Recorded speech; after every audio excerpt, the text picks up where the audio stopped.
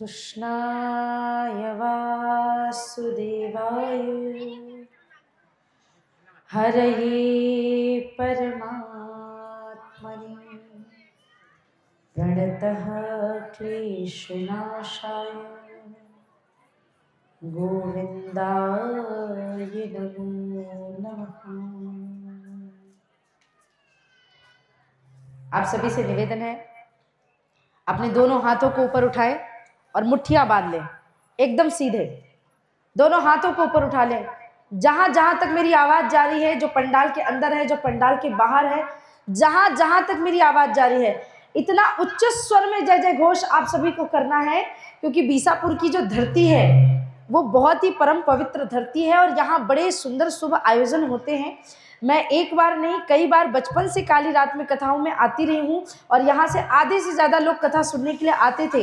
तो मेरा आपका परिचय कोई आज का नया परिचय नहीं है। मैं जानती हूँ आपके अंदर जो भक्ति है, जो भावना है, तो उसी भक्ति को, उसी भावना को, उसी जोश को पुनः जागृत करें और दोनों हाथ उठा के एकदम सीधे हाथ और मुट्ठियां बांध के जोर से बोले, भारत माता की, भारत माता की, हिंदू राष्ट्र की, हिंदू धर्म की, जय जय श्री राम, जय जय श्री राम, जय जय श्री राम।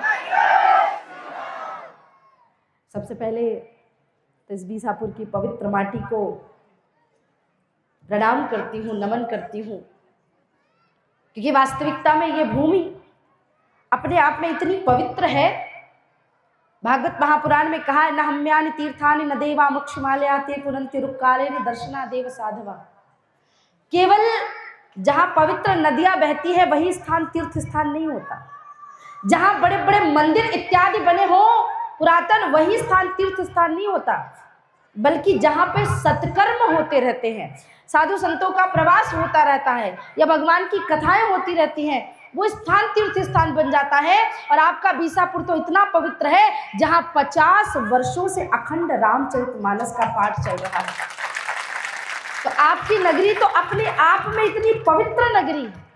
पूरे भारत ने राम मंदिर बनाने का संकल्प लिया, निर्माण निधि दी, बीसापुर की धरती ने भी दी, लेकिन बीसापुर की धरती ने कहा कि एक निर्माण निधि हम अयोध्या के लिए समर्पित करेंगे और एक निर्माण निधि अपने बीसापुर के लिए। और उस दिन राम मंदिर की नींव प्रारंभ करी और आज बहुत जल्दी वो भव्य प्रभु श्री राम जी का मंदिर बनकर के तैयार होने वाला है। इसलिए इस पवित्र माटी को सबसे पहले मैं कोटि कोटि प्रणाम करती हूँ, वंदन करती हूँ, नमन करती हूँ, जिनके मुखारविंद से अभी आप संघ की गाथा और राष्ट्रीय स्वयंसेवक संघ के अद्भुत प्रकल्पों के विषय में जान रहे थे। ऐसे परम सम्मानीय श्री भोलाराम जी भाई साहब, उससे पूर्व जिनको आप श्रवण कर रहे थे, जिनकी वाणी में इतनी सौम्यता, सहजता, सरलता थी, परंतु बातें उनकी बड़ी गूढ़ थी। मैं दीदी को कह रही थी कि मैंने पहली बार आपको सुना, लेकिन ऐसा लगा ही नहीं कि पहली बार सुन रही हूँ। इनकी वाणी बार बार एक एक जो ज्ञान एकदम सरल भाषा में जो समझा सकती हैं मातृ शक्तियों को, ऐसी हमारी परम सम्मानीय पारुल दीदी जी, विराजमान सभी प्रभु भक्तों, श्री राम भक्तों, मातृशक्ति, सभी सकल हिंदू समाज के लोग जिन्होंने इस कार्यक्रम को आयोजित किया, मैं आप सभी को प्रणाम करती हूँ, आप सभी को वंदन करती हूँ, नमन करती हूँ। सिर्फ थोड़ी देर के लिए निवेदन करूंगी बच्चों से और सभी लोगों से, माताओं से भी खास तौर से, कि अपनी चर्चा को विश्राम करके मेरी चर्चा पे ध्यान दीजिए। आपको मैं बताऊं कि संघ शताब्दी वर्ष का जब उत्सव था और लगातार बीसापुर से फोन आ रहे थे कि दीदी आना है, तो मैंने वेद भैया से कहा कि मैं कैसे आऊं, आप बताइए। मेरी कथा 26 तक है छत्तीसगढ़ में, और कथा का समय भी वहां पे संध्या 6 बजे से लेकर के 8:30-9 बजे तक कथा रात्रि को होती है, क्योंकि उस क्षेत्र में कथा का समय लगभग प्रायः यही रहता है। कोल माइंस क्षेत्र है, दिन भर लोग काम करते हैं वहां पे, शाम को ही कथा सुनने आ पाते हैं। और रात्रि में मैं कितना भी अगर विलंब रात्रि से भी चलूँ, 11-12 बज ही जाएंगे, यहाँ पहुँचते पहुँचते 11-12-1 बज जाएंगे। उन्होंने कहा नहीं दीदी कुछ भी करके, और मेरे पास सिर्फ एक ही दिन, यही एक दिन था जो दिन थोड़ा बहुत इधर उधर हम कर सकते थे। पर बीसापुर वालों का प्रेम इतना था कि कम से कम हमने 50 बार इधर उधर कार्यक्रम को किया है। लेकिन मेरी स्वयं की इच्छा थी, क्योंकि जैसा भैया ने बताया कि मैंने इससे पहले 4-5 वर्ष पूर्व ये संकल्प लिया था गायत्री शक्तिपीठ में, क्योंकि मुझे इतना आनंद और इतनी शांति का अनुभव हुआ था। तो मैंने कहा था कि मैं बीसापुर की धरती में चाहे धर्म सभा के लिए या भागवत कथा करने के लिए, पर एक बार आऊंगी अवश्य, और मुझे वो संकल्प भी पूरा करना था। तब रात्रि को वहां से निकले हैं, पूरी रात ट्रैवल करके, और आज मैं लगभग 10-11 बजे के आसपास छिंदवाड़ा पहुंची, स्नान इत्यादि करके, और फिर आपके सम्मुख मैं आई। हालांकि ये सब यात्रा चलती रहती है, इसमें कोई माताओं को अभी देख के लग रहा है अरे राम राम बेचारी सोई नहीं होगी कैसे आगे, क्योंकि माताओं का हृदय बड़ा कोमल होता है, बड़ी प्यारी होती है माताएं, है ना। आप इतना चिंता मत करो, क्योंकि आप लोगों के आशीर्वाद से, आप लोगों के सम्मान से, आप लोगों के प्रेम से भगवान ने मुझे वो शक्ति दी है कि अभी मुझे यहाँ से जाके 4 सम्मेलनों को भी संबोधित करना पड़े ना, तो भारत माता की ऊर्जा इतनी विद्यमान है कि मुझे थकावट महसूस नहीं होती। ये सब आप लोगों का आशीर्वाद है। विषय पे आते हैं तो विषय आप सभी को विदित है, संघ शताब्दी वर्ष के उत्सव में पूरे भारतवर्ष में गांव-गांव में, मंडलों में हिंदू सम्मेलनों का आयोजन किया गया है। अब हिंदू सम्मेलनों का आयोजन क्यों करना पड़ रहा है? क्योंकि हिंदू सम्मिलित ही नहीं होता। हिंदू सम्मिलित तब होता है या तो कथा आयोजन हो जाए, हिंदू सम्मेलन बुलाना पड़ता है तब आयोजन हो जाए, या तो हिंदुओं का कोई व्यक्ति अगर उसकी मृत्यु हो जाती है तो उसकी अंतिम यात्रा में जाता है। उसके अलावा कहीं पर ऐसा हिंदुओं ने कोई प्रावधान नहीं बना के रखा कि आप शाम को मिलो, हम राष्ट्र की चर्चा करेंगे, धर्म की चर्चा करेंगे। राष्ट्रीय स्वयंसेवक संघ ने अपनी शाखाएं लगाना प्रारंभ किया, पर जाने कौन जाता है। लेकिन आपके बीसापुर के इतिहास में एक और बात बड़ी अद्भुत हो गई है कि संघ के 100 वर्ष पूर्ण हो गए हैं, और बीसापुर में लगभग मैंने सुना है कि 100 स्वयंसेवक तैयार हुए हैं जो राष्ट्र धर्म समाज के लिए समर्पित हैं। पर ये बहुत कम जगह होता है, गांव के गांव बदल जाते हैं। अभी छत्तीसगढ़ से मैं आ रही हूँ, मैं उधर के वातावरण को देखती हूँ, पूरा का पूरा गांव धर्मांतरित हो जाता है। आपके गांव से भी बहुत सारे लोग धर्म परिवर्तन की ओर जा रहे हैं। राष्ट्रीय स्वयंसेवक संघ ने जब राष्ट्र धर्म समाज की नींव रखी थी 1925 में, जब परम पूजनीय केशवराम बलराम हेडगेवार जी ने ये सोचा होगा, तो उन्होंने ये नहीं सोचा होगा कि हिंदुओं की इतनी दुर्दशा हो जाएगी। उन्होंने तो सोचा होगा देश जैसे ही आजाद होगा हम भारत को अखंड बनाएंगे, हम गौ माता की रक्षा करेंगे, हम भारत की संस्कृति को ऊपर लेके जाएंगे। उन्हें क्या पता था कि देश के लोग विदेशी संस्कृति से इतना प्रभावित हो जाएंगे, विदेश के लोगों से इतना प्रभावित हो जाएंगे कि अपने धर्म को तार करके रख देंगे, अपने धर्म को परिवर्तित कर देंगे। उन्होंने ये बात नहीं सोची थी शायद कि शायद हिंदुओं का ईमान, हिंदुओं का खून इतना पतला हो जाएगा, इतना कमजोर हो जाएगा कि वो अपनी मां भारती की अस्मिता और रक्षा का भी ख्याल नहीं कर पाएंगे। शायद हिंदू ये भूल गए हैं कि जोरावर सिंह और फतेह सिंह ने धर्म के लिए प्राण त्याग दिया। शायद हिंदू ये भूल गए कि शीशगंज जो गुरुद्वारा है दिल्ली में, वो कोई केवल साधारण गुरुद्वारा नहीं है, हमारे बलिदान की निशानी है। शायद हिंदू ये भूल गए कि आजादी की लड़ाई हमें शांति का भाषण देने से नहीं मिली है, बल्कि भगत सिंह के फांसी के फंदे में लटकने के साथ मिली। हम ये बात भूल जाते हैं कि हमारे देश में सुभाष चंद्र बोस, हमारे देश में चंद्रशेखर आजाद, लोकमान्य बाल गंगाधर तिलक ने इस देश के लिए अपना समर्पण इसलिए नहीं दिया था कि आज हिंदू, मैं ब्राह्मण हूँ, मैं क्षत्रिय हूँ, मैं बनिया हूँ, मैं वैश्य हूँ, मैं फला समाज से हूँ, मैं फला समाज से हूँ, और अपने समाज की डींग हाँकते हुए हिंदुत्व के भाव को भूल जाए। आप विचार करिए कि जिस भारत में मेरे राम शबरी के जूठे बेर खाते हो, निषाद राज को मेरे राम अपने गले से लगा के अपना मित्र बता के सभी ऋषि मुनियों के पास ले जाके कहते हैं कि ये मेरा मित्र है। जहां पर भगवान विदुर जी के घर में दुर्योधन के 56 प्रकार के व्यंजन त्याग के विदुर के घर केले के छिलके खाने आते हैं, उस देश में तुम जाति पात कैसे ला सकते हो? मुझे आप बताओ। ये जाति पाति कौन लाया? अंग्रेजों ने, तुर्कियों ने, इन विधर्मियों ने एक षड्यंत्र रचा कि भारत को कैसे तोड़ा जाए, क्योंकि सनातन सभ्यता है इतनी मजबूत, इतनी अद्भुत और इतनी अनुकरणीय है कि यहाँ तो विदेशी भी आएगा तो भारत के रंगों में रंग जाएगा। इतनी अद्भुत संस्कृति है। तो उन्होंने हमारी भाषा को अपवित्र किया, हमारे भोजन को अपवित्र किया, हमारे भेषज को अपवित्र किया, हमारी वेशभूषा को अपवित्र किया, यहाँ तक कि अब हमारा डीएनए अपवित्र करने की कोशिश कर रहे हैं। कैसे? धर्म परिवर्तित करके। मैं आपसे एक प्रश्न पूछती हूँ, मुझे बताइएगा, अगर कोई घर आप किराए से लेते हो और आप उसमें अपनी नेम प्लेट लगा लेते हो, तो क्या वो घर आपका हो जाएगा? बताओ जरा जोर से बोलो, क्या वो घर आपका हो जाएगा? क्या आप उसके मालिक हो जाओगे? मालिक कोई और है, आप कौन हो? किराएदार। आप किराएदार हो। विधर्मी आए अरब देशों से, उन विधर्मियों ने कुछ हिंदुओं की कमजोरियों की वजह से क्या किया? मंदिर वही था, क्योंकि इनकी तो इतनी औकात भी नहीं है कि इतनी सुंदर शिल्प कला से परिपूर्ण मंदिर बना सके।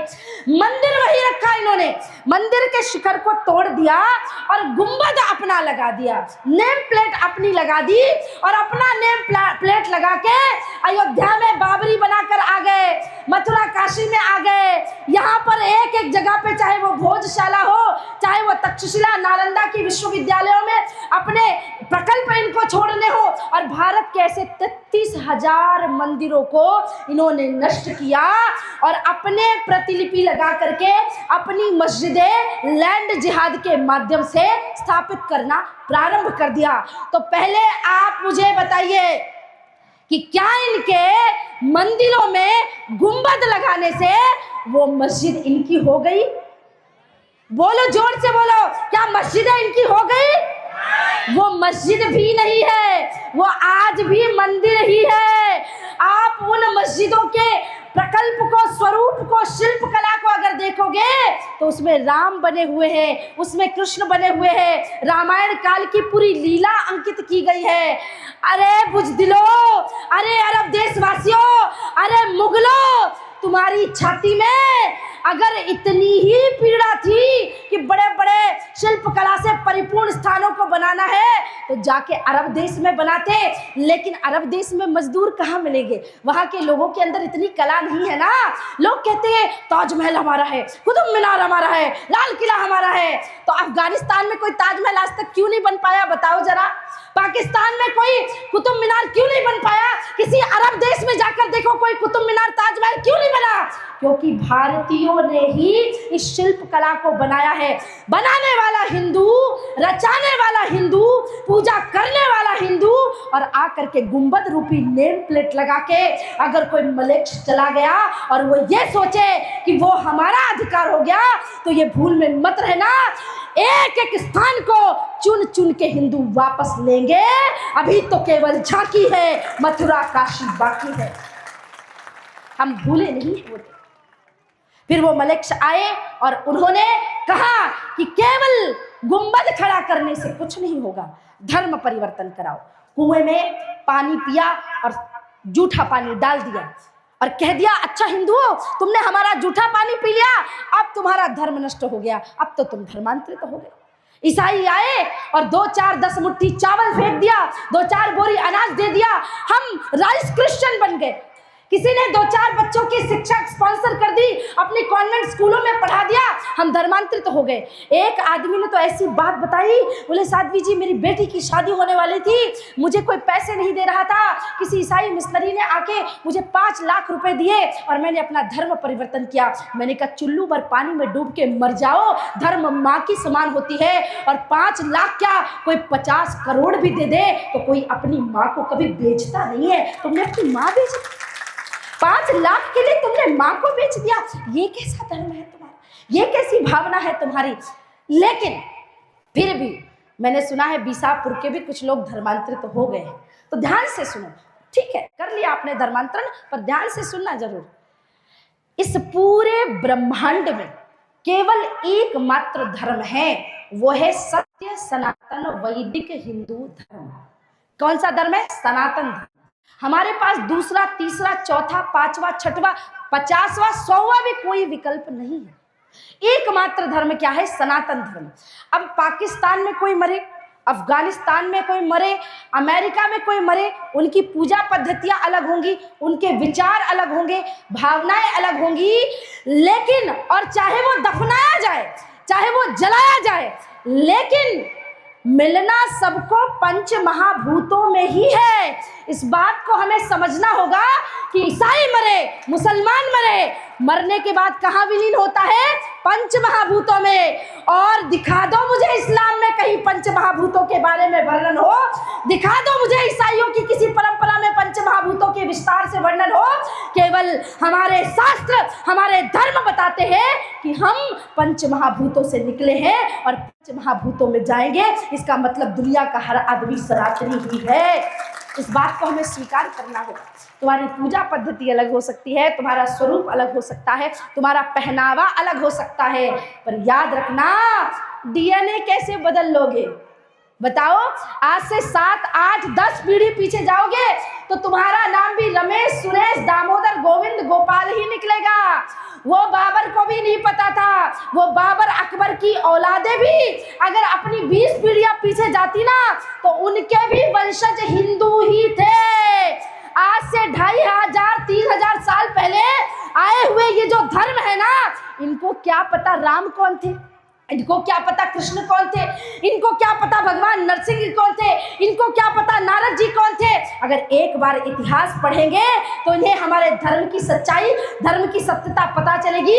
तो जो हिंदू चले गए हैं ना, उनको बस एक ही बात कहना चाहती हूँ कि स्वार्थ सिद्धि के लिए राष्ट्र का सारा रक्त निचोड़ लिया, अपनी माटी अपने ही पुरखों से नाता तोड़ लिया। अकबर की उदारता केवल कूटनीति की गोटी थी। जो लोग बड़े सारे कहते दीदी दीदी, ऐसी बात नहीं है, सारे मुसलमान एक जैसे नहीं होते। अकबर बड़ा महान था, वो बड़ी ऐसी करता था, वैसा करता था, वैसा करता था।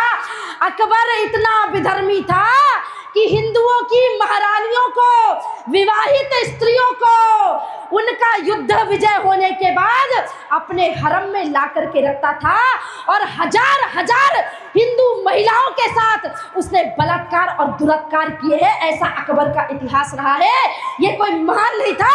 इस दुनिया में महान केवल छत्रपति शिवाजी महाराज और महाराणा प्रताप थे। अकबर कभी महान नहीं हो सकता, इस बात को समझो। तो कहते हैं कि हमने ये धर्म परिवर्तित कर लिया। अकबर की उदारता केवल कूटनीति की गोटी थी, गिद्धों की नजरों में केवल चोटी थी या बोटी थी। गंगा के बेटों ने क्या जमजम से नाता जोड़ लिया, अपनी माटी अपने ही पुरखों से नाता तोड़ लिया। इस देश के हिंदू, मुस्लिम, ईसाई पहले सारे हिंदू थे। इस देश के हिंदू, मुस्लिम, ईसाई पहले सारे हिंदू थे। भैया लालच से भूल गए कि वो बेचारे हिंदू थे। अब भय नहीं कहीं, खुले दरवाजे चले आओ। इस बीसापुर के इस मंच से साध्वी सरस्वती अपनी बहन, अपने भाई के साथ और हजारों कार्यकर्ताओं के साथ उन सनातनियों को आह्वान करती है जिन्होंने धर्म परिवर्तित कर लिया। आ जाओ, अभी भी वक्त है, हम तिलक लगा के तुम्हारी घर वापसी करने के लिए तैयार हैं। इसी मंच में घर वापसी करने के लिए तैयार है। अब भय नहीं कहीं, खुले दरवाजे चले आओ। अरब के सपने छोड़ो, अमेरिका के सपने छोड़ो, मिलके वंदे मातरम गाओ, क्योंकि भारत माँ सी दयावान माँ और कहाँ मिल पाएगी। अपनी चोटें भूल तुमको फिर से गले लगाएगी। पर खबरदार, खबरदार छल किया तो माता रणचंडी बन जाएगी। ये धरती गद्दारों की कब्रगाह बन जाएगी, क्योंकि 17 बार मोहम्मद गौरी को हरा हरा के छोड़ दिया। अपनी माटी अपने ही पुरखों से नाता तोड़। थोड़ी शर्म आनी चाहिए। याद रखो, नाता तोड़ सकते हो पर डीएनए कैसे बदल लोगे? बताओ जरा, कैसे बदलोगे डीएनए अपना? इसलिए अगर रक्त नहीं बदल सकता, डीएनए नहीं बदल सकता, और सबसे बड़ी बात, तुम्हारी आत्मा को कैसे बदलोगे? भगवद गीता कहती है, नैनम छिद्यन्ति शास्त्राणि नैनम दहति पावकः न चैनम क्लेशयन्त्यापो न शोषयति मारुतः। आत्मा तो कभी मरती ही नहीं है। तो जो हमारी हजारों साल से चलित आत्मा है वो तो सनातनी आत्मा है। हाँ, आपको मैं बता दूं कि वो जो बगदादी या जो ये विधर्मी जिनके पद चिन्हों पे ये लोग चल के जिहाद कर रहे हैं, उसके अंदर भी किसी हिंदू की ही आत्मा होगी। मैं तो कहती हूँ कि साध्वी सरस्वती से ज्यादा भाईचारा करने वाला व्यक्ति आपको दुनिया में मिलेगा नहीं। आप आओ, हम भाईचारे का शुरुआत करते हैं। आप अपने मस्जिद में नमाज पढ़ो, अपने अल्लाह की बंदगी करो, मैं तुम्हें कुछ नहीं कहूंगी, क्योंकि हमारे यहाँ के हिंदू जब तुम्हारे यहाँ सेवैया खाने आते हैं तो मुझे दुख लगता है कि मुस्लिमों को भाईचारा नहीं आता क्या। चलो करते हैं भाईचारा प्रारंभ। रामनवमी आने वाली है, बीसापुर का, पूरे छिंदवाड़ा का, पूरे पांडुरना का और आसपास के क्षेत्र का हर मुसलमान अगर माथे में तिलक लगा के रामनवमी में जय श्री राम बोलता है तो इससे अच्छा भाईचारा कुछ और नहीं हो सकता। करते हैं भाईचारे की शुरुआत। लेकिन समस्या इसी बात की है, जहां पर हिंदू बहुसंख्यक है वहां तो भाईचारा है, जहां हिंदू अल्पसंख्यक है वहां तुम्हारे कार्यालय से, तुम्हारे ऑफिस से निकाल के तुम्हें जिंदा जला दिया जाएगा, तुम्हारी बहन बेटियों की अस्मिता नोच ली जाएगी और हम कुछ नहीं कर पाएंगे, कुछ भी नहीं कर पाएंगे। दीदी कुटुंब प्रबोधन की बात कर रही थी। हमारी माताएं यहाँ बैठी हैं, इतना सुंदर आपका स्वरूप, बहुत सारी माताओं ने एक रंग के कपड़े, पीले भगवा, इतना सुंदर स्वरूप पहना है, आपके माथे पे सिंदूर लगा है, आपके माथे पे तिलक लगा हुआ है, बिंदी लगी हुई है, आपने इतना सुंदर श्रृंगार कर रखा है। आप मुझे बताओ, कोई आए आपकी ये पीली साड़ी निकाल के काले लिबास में आपको लपेट के चला जाए, आपके माथे का सिंदूर पोंछ दे, आपके हाथों की चूड़ियां तोड़ दे, आपको कैसा लगेगा? अच्छा लगेगा? कौन माताएं हैं यहाँ पे बताओ मुझे जरा, जिन्हें उस काले लिबास में लपेटना पसंद होगा? किसी को है पसंद?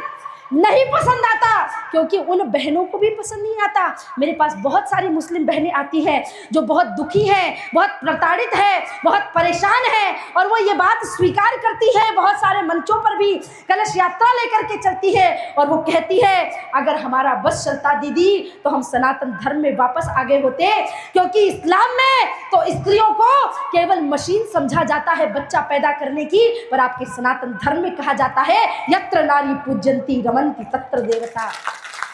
हमारे यहाँ स्त्रियों की पूजा की जाती है, हमारे यहाँ स्त्रियों का सम्मान किया जाता है, हमारे यहाँ आपको प्रणाम करके हमारे देश धर्म को आगे बढ़ाया जाता है। कुटुंब प्रबोधन की बात हुई तो वो आपके बिना कैसे संभव है माता? लेकिन माताओं इस बात को भी ध्यान रखना, पहले के जमाने में ठसकाना देते थे ना, ए माँ का दूध पिया तो रुक जा, बोलते थे कि नहीं बोलते थे? क्या बोलते थे? माँ का दूध पिया तो रुक जा। अब कोई नहीं देता, पता है क्यों? क्योंकि माँ अपना दूध ही नहीं पिलाना चाहती बच्चों को। बोतल का दूध पी के बच्चा अगर बड़ा होगा तो कोई कैसे कहेगा कि माँ का दूध पिया है तो रुक जा। ना हमें गौ माता का दूध मिलता है, गाय के नाम पे हम जर्सी का दूध पी रहे हैं, भैंस का दूध पी रहे हैं। आप दूसरी चीज़ों के उपयोग में, मिठाइयाँ बनाना है, कोई कार्य करना है तो आप वो भैंस का दूध ले लो उपयोग में, लेकिन अगर बच्चे को दूध पिलाना है तो केवल देसी गाय का दूध ही हर बच्चे को पिलाना है।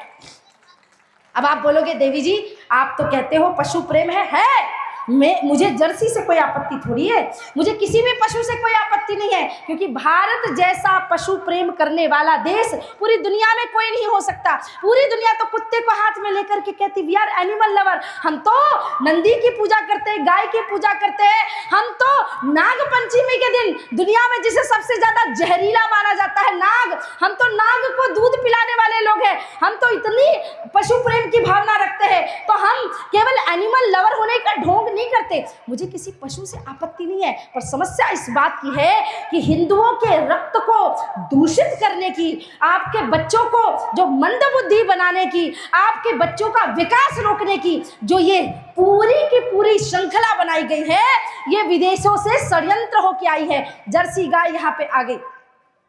अच्छा एक बात बताओ, कौन कौन दूध देता है? तो देखो भैंस दूध देती है, गाय दूध देती है, बकरी भी दूध देती है। तो किसी ने मुझसे कह दिया कि एक बात बताओ, आप लोग सनातनी हो, हर किसी को माँ कहते हो, गाय दूध देती तो माँ कहते हो, तो बकरी भैंस जर्सी इनसे भी तो कोई रिश्ता होगा आपका? मैंने कहा बिल्कुल है रिश्ता, ध्यान से समझना, माताओं को बहुत विशेष ध्यान से सुनना है। मैंने कहा बिल्कुल रिश्ता है, हम तो सनातनी है, हम तो सब्जी लेने भी किसी से जाए तो उसको आंटी जी नहीं कहते, वो कहने वाले शहर वाले कहते होंगे, हम तो कहते मौसी, चाची, ताई, दादी, यही कहते हैं ना, गाँव वाले यही कहते हैं, शहर वालों का पता नहीं। चलो पहले मैं एक गांव वालों का एक बढ़िया बात आई ध्यान में, वो बता देती हूँ, फिर इस विषय को आगे बढ़ाती हूँ। मुझे किसी ने अभी कहा आते बराबर 4-5 दिन पहले कि दीदी आपने यहाँ पे समय नहीं दिया, बीसापुर में दे दिया, यहाँ पे समय नहीं दिया, बीसापुर में दे दिया, वो तो गांव का कार्यक्रम है, गांव का कार्यक्रम, गांव का कार्यक्रम। मैंने कहा तुम अगर उस कार्यक्रम का लाइव चलेगा तो लाइव जरूर सुनना कि गांव के कार्यक्रम में क्या होता है। राजगढ़ के पास ही मेरा कार्यक्रम था और उनके यहाँ के कार्यक्रम लगातार लगभग विश्राम हो गए उधर।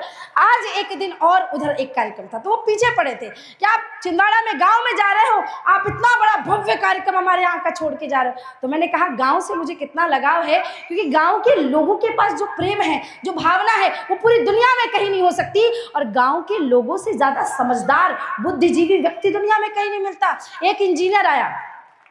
एक इंजीनियर आया, आपको मैं बताऊंगी बड़े अच्छे से समझना। उसने शहर के दूसरे इंजीनियर को अपनी हेल्प के लिए बुलाया। गांव में एक डैम बनाना था तो उसको एक लंबी सी पतली सी पाइप में लंबी रस्सी अंदर तक डालनी थी। अब उनने अपने सारे डायमेंशंस निकाल लिए, लगा लिए, वो पाइप के अंदर रस्सी जा ही ना पाए। एक बुजुर्ग खड़े खड़े गाँव के देख रहे थे, बोले मैं आपकी कुछ सहायता करूँ? अरे बोले भाई हमने इतनी इंजीनियरिंग की पढ़ाई माथा फोड़ के करी, हम नहीं कर पा रहे, तू अनपढ़ गंवार आदमी, गाँव का आदमी क्या कर पाएगा? और फिर शुरू हो गए, फिर 2 घंटा बीत गए। गांव के आदमी ने कहा मैं कुछ सहायता करूं? बोले नहीं। वो बुजुर्ग चले गए, खाना पीना खा के घर में आए। शाम को देखा भाई ये दोनों इंजीनियर तो अभी भी माथाफोड़ी कर रहे हैं, अभी तक भी रस्सी डाल नहीं पाए उस पाइप के अंदर। गांव वालों को देख करके बार बार चिढ़ रहे कि ये क्यों आ रहे, ये क्यों। बुजुर्ग ने कहा देखो तुमने इतना दिन भर से सुबह से शाम लगा दी ना, मुझे खाली 5 मिनट दे दो। तो एक ने कहा कि दे दो ना यार, हम नहीं कर पा रहे, ये क्या खाकी कर लेगा, दिखा 5 मिनट में क्या कर लेगा। दादाजी गए और गांव से एक जिंदा चूहा पकड़ के ले आए। चूहे की पूंछ में रस्सी बांधी, पाइप में डाल दिया, चूहा पाइप लेकर के बाहर निकल गया।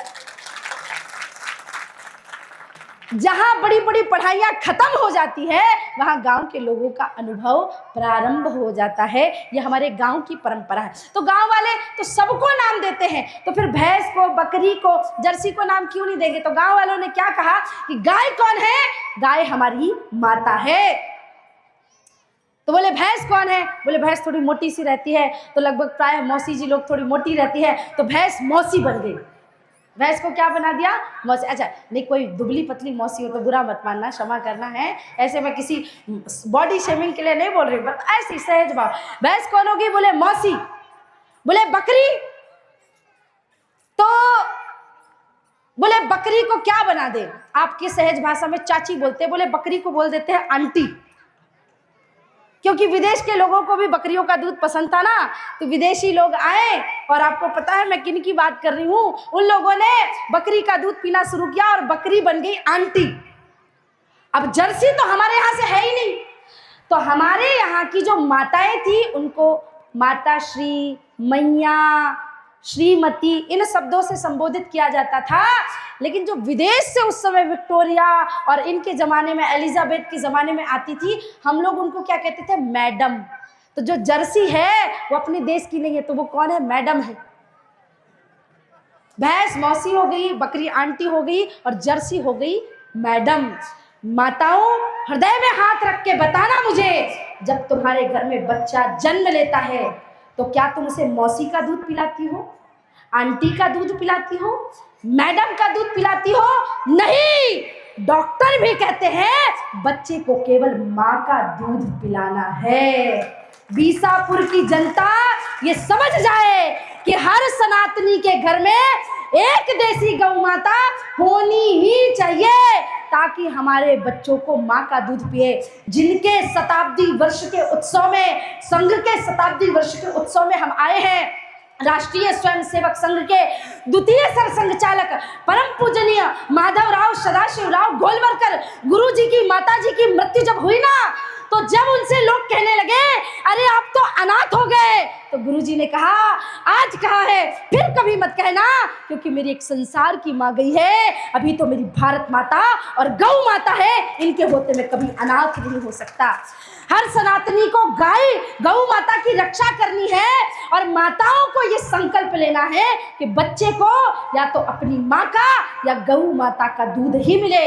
लेकिन अगर माँ आंचल छोड़ देगी अपना, अगर माँ अपनी ममता छोड़ देगी, जैसा दीदी ने बताया, मोबाइल चल रहा है, बच्चे खाना खा रहे हैं, मोबाइल चल रहा है, 3-3 4-4 घंटे बच्चों के हाथ में मोबाइल है। क्या अश्लीलता चल रही है मोबाइलों में, सोशल मीडिया में, ये बात तो आपको पता है। अगर आप अपने बच्चे को वो मोबाइल पकड़ाते हो तो आपका बच्चा मेंटली डिस्टर्ब हो जाएगा और आने वाले समय में ना वो शिवाजी बन पाएगा, ना वो महाराणा प्रताप बन पाएगा। अगर आप उससे पूछना ही चाहते हो ना कि बच्चों का जन्मदिन आए तो क्या उपहार दूं, ये मत सोचना कि छोटा बच्चा है। आपका बच्चा जब 10 वर्ष का हो जाए ना तो सबसे पहले उसे 1 वर्ष पहले से छत्रपति शिवाजी महाराज, महाराणा प्रताप, गुरु गोविंद सिंह जी, 4 साहिबजादों की कथाएं सुनाना और उसके 10वें जन्मदिन में उसे एक छोटी सी कटार जरूर उपहार स्वरूप में देना कि बेटा मोबाइल चलाना आए चाहे ना आए, बेटियों को रोटी बनाना आए चाहे ना आए, लेकिन हर बेटा और बेटी को तलवार चलाना जरूर आना चाहिए, हर बेटा बेटी को। दूसरा विषय जो इस समय देश में सबसे ज्यादा आवश्यक है, स्व का भाव। राष्ट्रीय स्वयंसेवक संघ ने पंच परिवर्तन में स्व के भाव को बहुत आगे बढ़ाया। इसलिए आप देख रहे होंगे पूरे भारतवर्ष में स्वदेशी मेला के आयोजन हो रहे हैं, बहुत सारे लोग उससे जुड़ रहे हैं। और अगर 1905 में लोकमान्य बाल गंगाधर तिलक जी ने जब स्वदेशी आंदोलन चलाया था और अगर हिंदू उसी समय जागृत हो गए होते तो आज ये स्थिति का निर्माण नहीं होता। बाल गंगाधर तिलक जी ने कहा स्वराज्य मेरा जन्मसिद्ध अधिकार है, मैं इसे लेके रहूंगा। और 1905 में उन्होंने विदेशी कपड़ों का पूरा बहिष्कार कर दिया, खादी के कपड़े उस समय प्रारंभ किए गए, उन्होंने विदेशी भोजन को पूरी तरह से बहिष्कार कर दिया और भारतीय भोजन की तरफ वो बढ़ गए। उस समय जो ब्लेड होती है ना, ब्लेड, वो ब्लेड जिससे आप दाढ़ी बनाते हो आज, वो ब्लेड उस समय यूरोपियन कंट्री से आती थी। हिंदुओं ने, हमारे देश के लोहारों ने मिलकर के ये निर्णय लिया कि हम उनकी ब्लेड को भी नहीं खरीदेंगे। आप देखते होंगे आज भी गांव के जो लोग हैं उनके पास उस्तरा है, जो उस्तरा है वो भारत का बना हुआ है और जो ब्लेड आती थी वो विदेश से आती थी। उस समय ऐसी छोटी से छोटी चीज, हमारे यहाँ जो नील इंक इत्यादि होती है, यहाँ से कच्चा माल जाता था, विदेश से बन के आता था। भारतीयों ने कहा हम अब कच्चा माल पहुंचाना भी बंद कर देंगे। उस समय जो क्रांति चली थी और उस क्रांति से ही देश को आजादी मिली थी, क्योंकि इस बात को हम समझे, आजादी केवल देश की नहीं थी, आजादी थी विचारों की, आजादी थी वेशभूषा की, आजादी थी हमारी भाषा की, आजादी थी हमारे पहनावों की। तो बताओ, हमने गणतंत्र दिवस तो मना लिया, पर संविधान में लिखी हुई एक एक बात को क्या हम अनुसरण करते हैं? हम 15 अगस्त स्वतंत्रता दिवस तो मना रहे हैं, पर क्या आज भी हम आजाद हैं? ना, हम गुलाम हैं, हम विदेशियों के गुलाम हैं। अच्छा, ये तो ये ब्रांड है, ये तो विदेशी ब्रांड है, मैं तो यही पहनूंगा, ये तो ये है, मैं तो यही करूंगा, ये तो ऐसा है, मैं यही करूंगा। भारत जैसा भोजन इस दुनिया में कहीं नहीं है, भारत जैसी वेशभूषा इस दुनिया में कहीं नहीं है, भारत जैसा संस्कार इस पूरी दुनिया में कहीं नहीं है। मैं पूरे हिंदू सम्मेलनों में ये बात बताती हूँ कि जब पूरी दुनिया केवल मांस खाकर अपना जीवन यापन करती थी, उस समय भारत खेती करना जानता था। जब पूरी दुनिया ऐसे ही बीच खुले जंगलों इत्यादि में अपना जीवन निर्वाहन करती थी, तब भारत में पक्के मकान बने हुए थे, सिंधु सभ्यता के धनी थे हम। जब पूरी दुनिया बिना कपड़ों के घुमा करती थी, तब भारत इस देश में कपड़े बनाता भी था और दूसरी जगह भेजता भी था। जब पूरी दुनिया गवार थी, इनकी ABCD बच्चों को पढ़ाते हो और बच्चे को कहते हो बेटा ट्विंकल ट्विंकल लिटिल स्टार पढ़ ले, जॉनी जॉनी यस पापा। अरे ये तुम्हारे जॉनी जॉनी जहाँ से आया ना, ये अंग्रेजी जहाँ से आई है, ये भाषा जहां से आई है ना, उस भाषा के लोग जब अक्षर का अर्थ भी नहीं जानते थे, एक वर्णमाला भी नहीं जानते थे, उस समय भारत में तक्षशिला और नालंदा जैसी विश्वविद्यालय हुआ करती थी जो पूरी दुनिया को शिक्षा देती थी। जिस भारत की बात आप कर रहे हैं ना, वो भारत पहले से ही बहुत बड़ा मेक इन इंडिया का कॉन्सेप्ट लेकर बैठा हुआ था और अब हमको ये सिखाना पड़ा है। इसे हाथ जोड़ के प्रार्थना करती हूँ, स्वभाव में आइए, अपनी भाषा, अपनी औषधि। हम पहले बीमार पड़ते थे तो पैरासीटामोल, एजिथ्रोमाइसिन नहीं खाते थे, माँ के हाथ का हल्दी वाला दूध पीते थे, काढ़ा पीते थे और उससे बीमारी गायब हो जाती थी। और अब हर आदमी को हर चीज के लिए 40 दवाइयां जब तक नहीं खिलाओ तब तक आदमी ठीक नहीं होता। मैं इन विषयों के साथ साथ एक विषय जल्दी जल्दी आपको बताऊंगी ताकि आपको समझ में भी आए, क्योंकि ना इतनी देर में आपका मन भरेगा, ना इतनी देर में मैं आपको सब कुछ बता पाऊंगी, लेकिन जो महत्वपूर्ण है, जो बताना है, जो आवश्यक है, उन बिंदुओं पे हम चर्चा करेंगे। पर्यावरण, दीदी ने बताया पर्यावरण को बचाओ। अगर आने वाले समय में हमने जितने सनातनी हैं, हर सनातनी के नाम से 4-4 हजार 5-5 हजार पेड़ नहीं लगाए तो शायद हमारा जीवन संभव नहीं है, क्योंकि हम उस परंपरा के संवाहक हैं जहाँ पूजन होता है ना तो सबसे पहले श्रीफल रखा जाता है। हम प्रकृति के पुजारी हैं। हमारे यहाँ हमारी माताएं वट सावित्री का व्रत करती हैं तो वट की पूजा करती हैं, पीपल की पूजा करती हैं, हम तुलसी को पूजन करते हैं। तो प्रकृति की पूजा करने वाले देश में प्रकृति की कमी नहीं होनी चाहिए। हर सनातनी को अपने जन्मदिन में 11, 21, 101 जितने लगा सकते हो पेड़ अवश्य लगाओ ताकि हम पर्यावरण का संरक्षण कर सकें। और सबसे बड़ी बात जो प्रारंभ में सभी ने कही, जाति पात की करो विदाई, हम हिंदू सब, हमारा एक ही धर्म है, एक ही जाति है। हम सभी को सामाजिक समरसता को बना के रखना पड़ेगा। अगर हिंदू सामाजिक रूप से एकजुट रहेगा तो दुनिया में किसी माई के लाल में इतनी हिम्मत नहीं कि सनातनियों की तरफ आंख उठा के देख सके। लेकिन अगर तुम इधर जाओगे, इधर जाओगे, इधर जाओगे तो महाराज फिर हमें कोई बचा नहीं पाएगा। इसलिए आप सभी से हाथ जोड़ के प्रार्थना करती हूँ, जातियों में बंटना बंद करो, हिंदुओं एक हो जाओ और एक रहोगे तभी सेफ रहोगे। ये मंत्र लिखा हुआ है, परम पूजनीय गोलवरकर गुरु जी ने कहा है। इसकी बाद में जब यहाँ से निकलो ना, फोटो खींच के ले जाना इस मंत्र की, इसको रट लेना, पढ़ लेना, हृदय में बिठा लेना। हिंदवः सहोदरः सर्वे न हिंदू पतितो भवेत, मम दीक्षा हिंदू रक्षा, मम मंत्र समानता। हम सब हिंदू हैं और कोई हिंदू पतित नहीं हो सकता। हम सब माँ भारती की संतानें हैं। हमें किसी से जाति का सर्टिफिकेट लेने की जरूरत नहीं है। इतना बड़ा प्रयागराज का कुंभ हुआ, गंगा मैया ने किसी से आधार कार्ड मांगा क्या कि तुम ओबीसी हो, जनरल हो, कौन सी कैटेगरी पे बताओ फिर नहाने दूंगी। अयोध्या में रामलला सरकार का भव्य मंदिर बना, किसी से रामलला ने आधार कार्ड मांगा ना, कौन सी जात के हो बताओ जरा फिर दर्शन कराएंगे। तिरुपति बालाजी से लेके बांके बिहारी मंदिर तक चले जाओ, भारत का कोई मंदिर तुमसे तुम्हारी जाति नहीं पूछता, भारत की कोई नदियां तुमसे तुम्हारी जाति नहीं पूछती। भारत के कोई साधु संत कथा सुनाने आते हैं तो ये नहीं कहते कि इस जात का व्यक्ति नहीं बैठेगा, इस जाति का नहीं बैठेगा। अभी समरसता बोध जब कथा सभाओं में होता है, हम ये नहीं पूछते बगल में कौन बैठा है, ये पैदा किसने किया।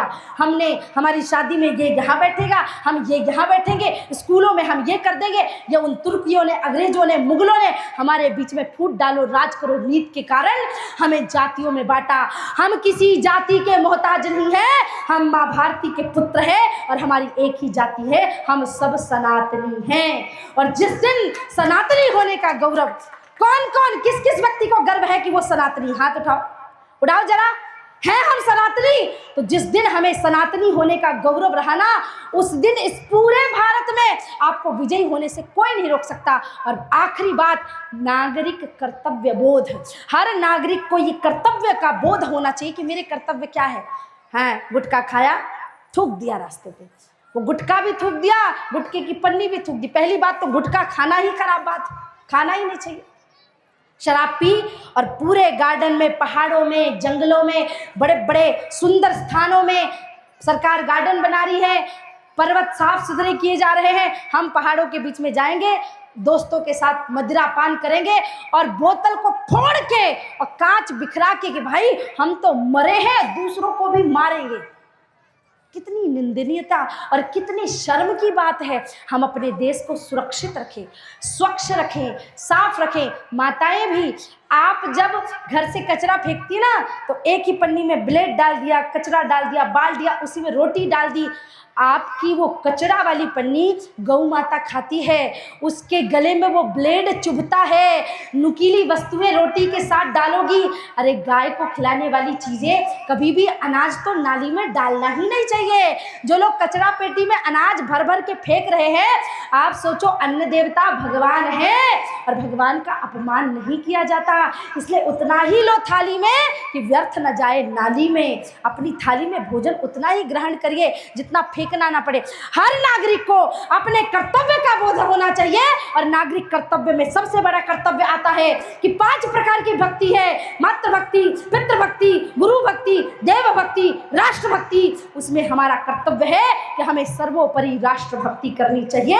अगर आपने राष्ट्र भक्ति कर ली तो सारी भक्तियां उसमें समाहित हो जाएंगी। अंत में मैं इतना ही कहना चाहती हूँ, आंधियां चलने लगी, अब ज्वार को पैदा करो, कंठ में कुरंदन नहीं हुंकार को पैदा करो। फिर से सजने लगी कुरुक्षेत्री समय की भूमिका, पार्थ तुम गांडीव में टंकार फिर पैदा करो, पार्थ तुम गांडीव में टंकार फिर पैदा करो।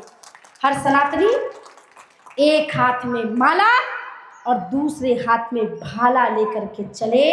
अब ये समय की आवश्यकता है। क्या? एक हाथ में माला और दूसरे हाथ में, जोर से बोलो, एक हाथ में माला और दूसरे हाथ में।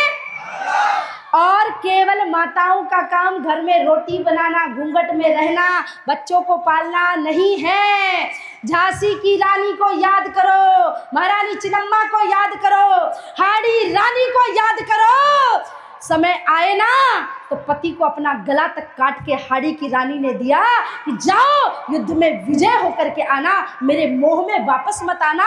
ये वो माताओं का देश है। तो माताओं, कोई आक्रांता, कोई लव जिहादी, कोई धर्मांतरणकारी जब तुम्हारे बीसापुर में या आसपास के क्षेत्रों में धर्मांतरण करने आए ना, लव जिहाद करने आए ना, तो तुम्हारे हाथ में तो दुर्गा माता की तरह कितने सारे शस्त्र हैं। एक हाथ में बेलन है, एक हाथ में झाड़ू है। ऐसी पिटाई करो इन विधर्मियों की, ये धर्मांतरणकारियों की, कि आपके गांव से दुम दबा के अपने अमेरिका भाग जाए और लौट करके वापस ना आए। हर माँ को, हर बहन को सनातन संस्कृति का बोध अवश्य होना चाहिए। एक बार उठाइए दोनों हाथ, पुनः मुट्ठियां बांध के, और इतना जोर से, पहले जितना जयघोष किया ना आपने, अब उसका 4 गुना, है ना, 4 गुना आवाज जाए और पूरे बीसापुर में चारों तरफ गूंजनी चाहिए। दोनों हाथ ऊपर उठाइए। भारत माता की।